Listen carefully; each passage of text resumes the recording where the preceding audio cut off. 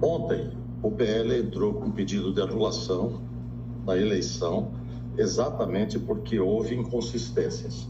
Eu tenho o relatório das Forças Armadas e o que diz aqui é que nesse relatório das Forças Armadas eles foram impedidos de ter acesso ao código-fonte.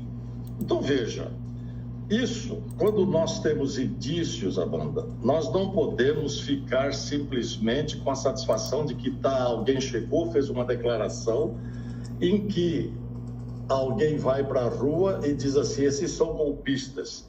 O que significa golpe? É importante a gente fazer uma análise fria disso. É golpe quando você quebra uma regra. E a Constituição brasileira, desde 1988, ela dá condição de manifestação diante da insatisfação. Ninguém é obrigado por lei a fazer ou declarar alguma coisa que não esteja convicto daquilo. E nem é impedido de que assim seja. O que a gente percebe é que, através da própria Constituição, nós temos, inclusive, parte da imprensa, desse consórcio de imprensa, cerceada. Então, isso é golpe.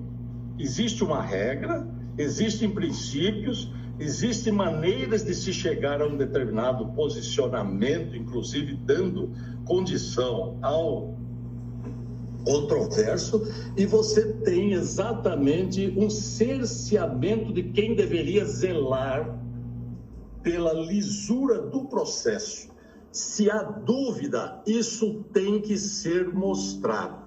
Então, esse pessoal que está aí, que é o pessoal que foi usado, inclusive, essa companhia, não me lembro o nome aqui agora, que foi contratada pelo PL, né, mostrando que todas as urnas, principalmente as urnas antes de 2020, elas são escutando que não gosta, passíveis de serem adulteradas e serem manipuladas. E o Exército não teve acesso ao código-fonte. Portanto, o Exército diz o seguinte, que é possível que haja manipulação. E num processo eleitoral democrático, nós não podemos ficar com dúvida, principalmente quando essas alterações são muito consistentes e muito traumáticas, com mudança de resultado. Eu concordo com você. Em eleição, a gente ganha ou perde. Eu perdi muitas vezes. Eu não tenho problema de perder e quero crer que grande parte de um jogo, quando você entra para jogar, você entra a jogar sabendo as regras. E essas regras não podem ser mudadas. E nós, Amanda, vivemos num país, ou seja, numa condição, não num país, mas numa condição material.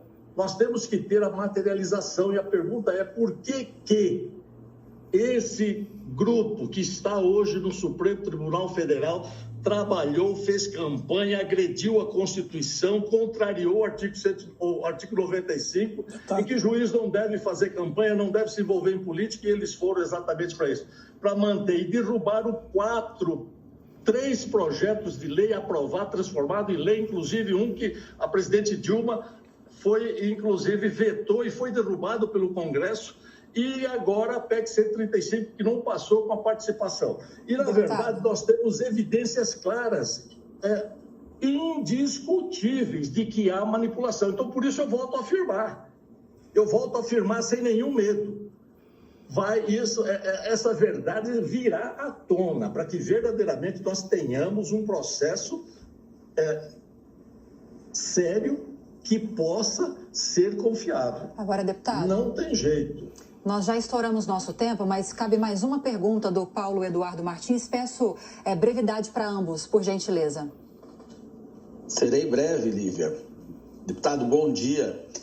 Como o senhor tem visto, eu queria ouvir a sua opinião sobre esse cerceamento de mandatos de deputados, com as redes sociais, deputados que têm aí a imunidade parlamentar garantida no artigo 53, estão tendo as suas redes sociais bloqueadas. O senhor se sente seguro plenamente sobre o que diz a respeito de não sofrer algum tipo de punição? O senhor se sente amparado pelo artigo 53 da Constituição? Olha, eu acabei de responder para Amanda, né, dizendo que isso é golpe. Quando você cerceia a liberdade, o artigo 53 diz que você tem autonomia para dizer, você não é imputável em relação àquilo que você fala, com responsabilidade naturalmente, obedecendo aos códigos civis e penais que existem no país, né? Diante daquilo que está colocado, isso aí é quebra, né? Isso é golpe. O que o Supremo tem feito é golpe, né? Eu vou dizer para você pode olhar para mim, eu não sou jovenzinho, eu não tenho muito mais coisa a perder. Eu tenho compromisso com a verdade, eu não sou sofista, eu não faço discurso para agradar nem para emocionar.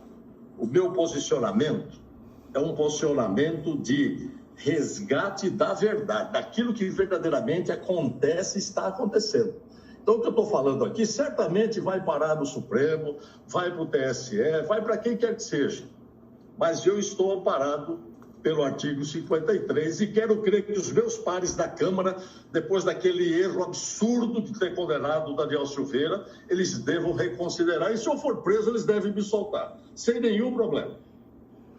Acabamos de conversar com o deputado federal doutor Luiz Ovando, do PP, Partido Progressistas do Mato Grosso do Sul, falando sobre a PEC da transição e analisando as manifestações no 15 de novembro. Deputado, obrigada pela entrevista e bom dia. Muito obrigado, Lívia. Obrigado a todos vocês. Satisfação. Amanda não gostou, não.